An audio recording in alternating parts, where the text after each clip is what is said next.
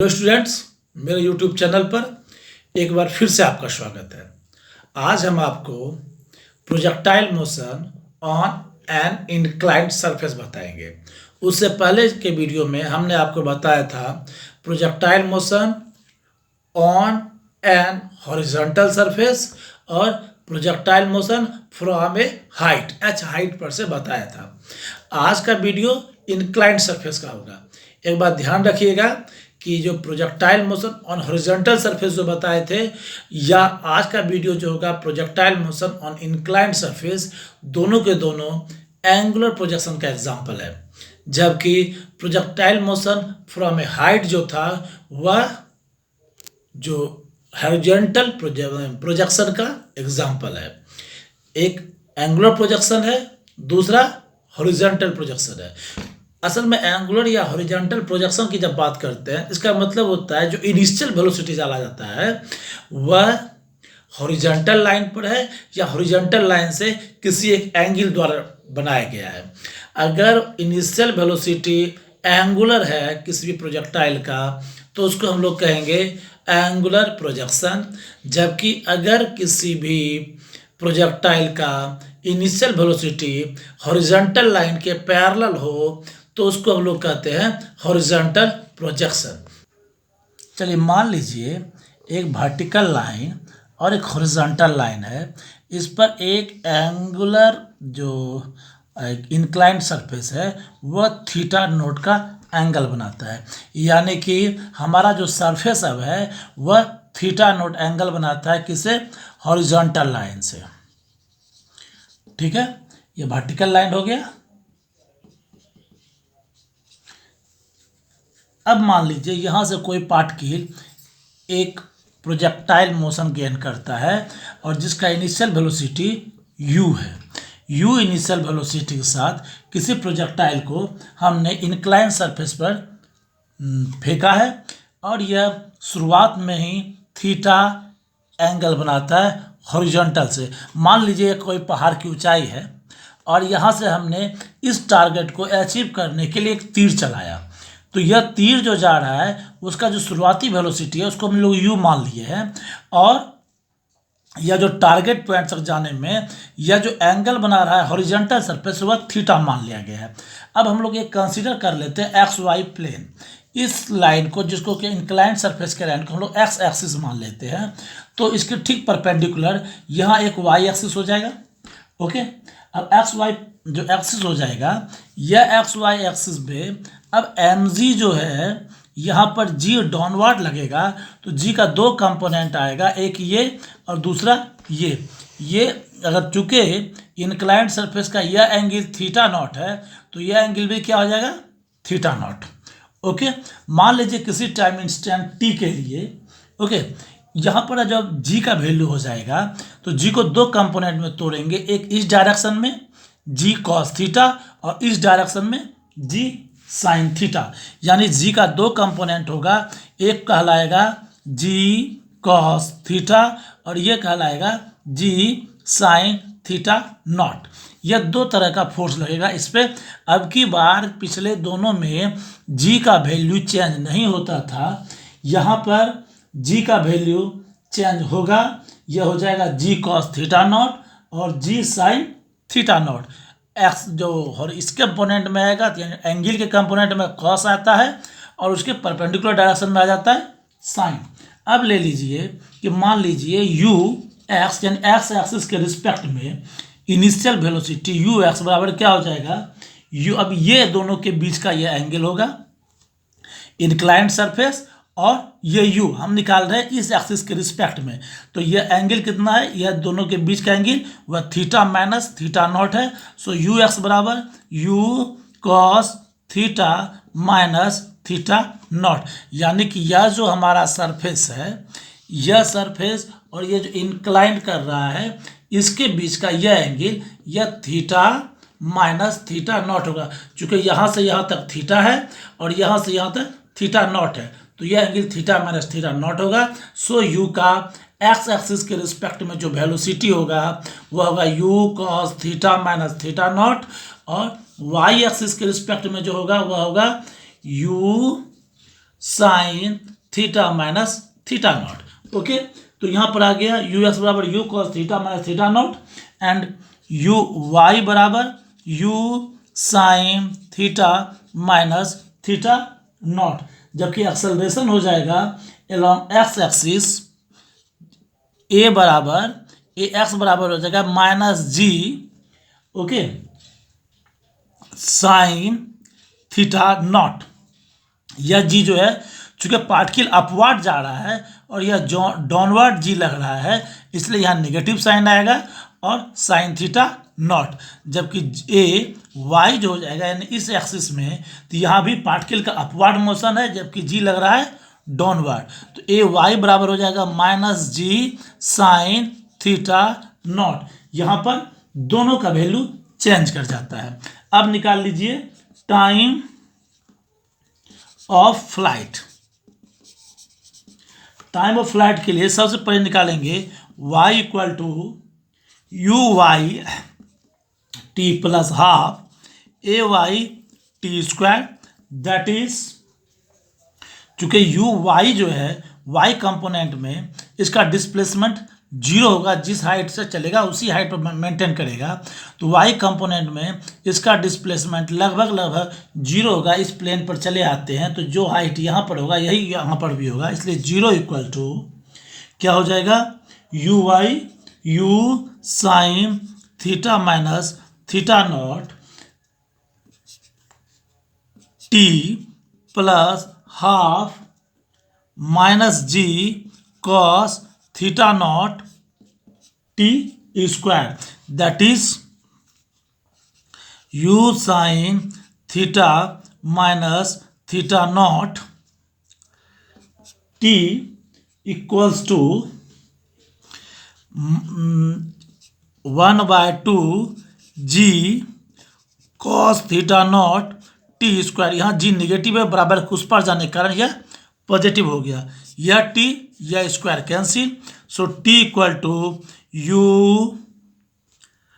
2u sine theta minus theta not by ji cos theta naught.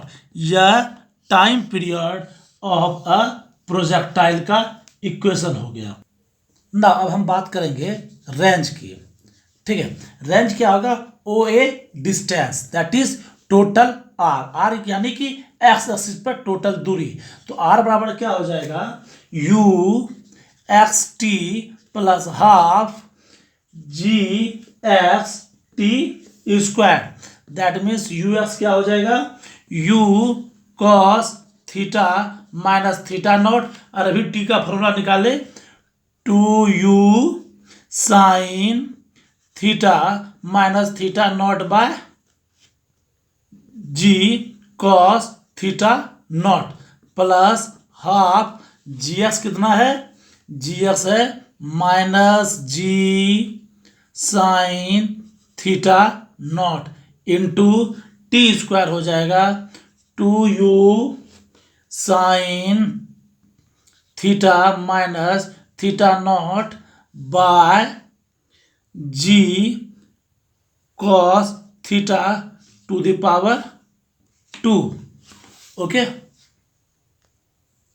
That means हो गया u into u square 2 sine theta minus theta not cos theta minus theta naught, इस दोनों का product by ji cos theta not minus half g sine theta not into 2u यानी 4u square sine square theta minus theta not by g square cos square theta naught. अब यहाँ पर देखिए क्या होगा कि ये कट जाएगा, ये 2 दूनी 4 हो जाएगा, और यहाँ पर क्या होगा 2 sine theta minus theta not cos theta minus theta naught equal to हो जाएगा 2 sine A sine B, that is sine 2a, that means you square sine 2 theta minus theta naught two sine A by ji cos theta not plus minus g sine theta naught two u square sine square theta minus theta not by g square cos square theta naught. अब हम इस दोनों से you square ji cos square theta अगर common ले लें तो क्या हो जाएगा, यहाँ पर भी तो जी कट गया तो स्क्वायर कट बचा हुआ था ना, सॉरी। तो यहाँ पर कॉमन ले लेते हैं यू स्क्वायर जी कॉस स्क्वायर थीटा नॉट। तो अंदर में क्या बचता है, sine two theta minus theta not into cos theta not minus sine two sine theta not into sine square theta minus theta naught. ये बचता है अंदर में equation. That means you square by ji cos theta not into sine two theta minus theta not into cos theta not minus two sine theta not into one minus cos two theta minus theta not by two. यहाँ पर यह to cut जाएगा। Okay, आप ध्यान रखिएगा यह जो हम फार्मूला बनाए थे असल में one minus cos two A by two बराबर होता है साइन स्क्वायर ए का। इसी फार्मूला के आधार पर हमने इसको डिराइव किया था। अब चले आइए तो यहाँ पर हो जाएगा फिर से you square by ji cos theta nought sine two theta minus theta not cos theta not minus, अब इसको मल्टीप्लाई कर दें, sine theta not minus minus plus sine theta not into cos two theta minus theta nought. Okay, that means you square ji cos theta nought bracket शुरू sine two theta minus theta not cos theta not plus, अब इस term को लिख देंगे sign theta not cos two theta minus theta not plus sign sorry minus sine theta naught. यहाँ पर यह equation जो बन रहा है वह बन रहा है sine A cos B plus cos A sine B. आपको पता है कि sine A cos B plus cos A sine B क्या होता है, sine A plus B. Okay, तो आ जाइए अब यहाँ इक्वेशन में फिर से। That means you square by ji cos square theta naught equals to into sine two theta minus two theta not plus theta not minus sine theta naught. यहाँ से हमने लिए है कि two theta not minus theta, इसको multiply कर दिए तो two theta not minus two theta minus two theta naught हो गया, और इसको बी मान लिए थे तो यही हो गया साइन ए कॉस बी फिर cos A sine B. That means क्या हो गया, साइन ए पूरा का पूरा हो गया प्लस बी, और वहाँ साइन ए नॉट था तो इसलिए यहाँ साइन ए नॉट रह गया। अब इसका मतलब हो गया that is u square by ji cos square theta not into sine two theta minus theta naught, चूँकि प्लस और माइनस है एक सब्सट्रैक्ट हो गया, minus sine theta naught. That means R range equal to u square ji cos square theta not into sine 2 theta minus theta not minus sine theta not. यह range के लिए general equation हो गया। And for maximum range sine 2 theta minus theta naught must be equal to 1. So 2 theta minus theta naught equal to pi by 2. That means 2 theta equal to theta naught plus pi by 2, यानी कि theta equal to theta not by 2 plus pi by 4।